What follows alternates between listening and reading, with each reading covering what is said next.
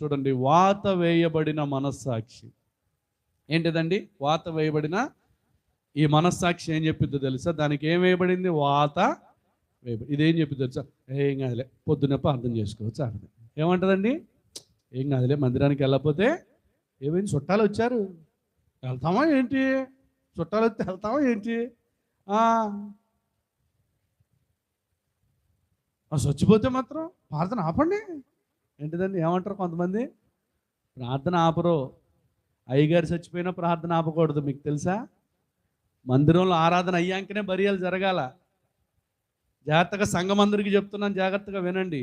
ఆదివారం పూట సేవకుని కుటుంబంలో సేవకుడు చనిపోయినా సరే ఆదివారం ఆరాధన మాత్రం దయచేసి ఆపకూడదు. దేవునికి స్తోత్రం కలుగును గాక. అలా ఆపమని కూడా మనం ఎవరిని అడగకూడదు. ఏ సంఘానికి వెళ్ళి ఏ సేవకుల్ని ఆదివారం ఆరాధన ఆపండే, ఇంటి పక్కన చచ్చిపోతే ఎట ప్రార్థన పెడతావు అనకూడదు. కాకపోతే మనకు అనుకూలంగా వాళ్ళకి ఇబ్బంది లేకుండా ప్రార్థన జరగాలి. దేవునికి స్తోత్రం కలుగును గాక. ఈ వాత వేయబడిన మనస్సాక్షి ఏం చేస్తుందో తెలుసా?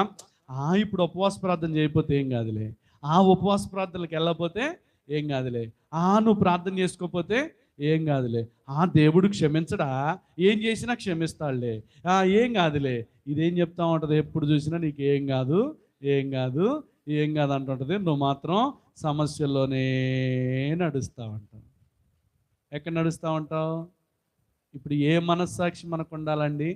దైవీకమైన మనస్సాక్షి ఉండాలా? వాత వేయబడిన మనస్సాక్షి ఉండాలా?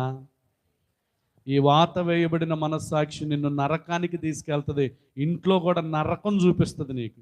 ఒక్క దాంట్లో నీకు మనశ్శాంతి దొరకదు. తిందామన్న మనశ్శాంతి దొరకదు. చెప్తాడు కదా,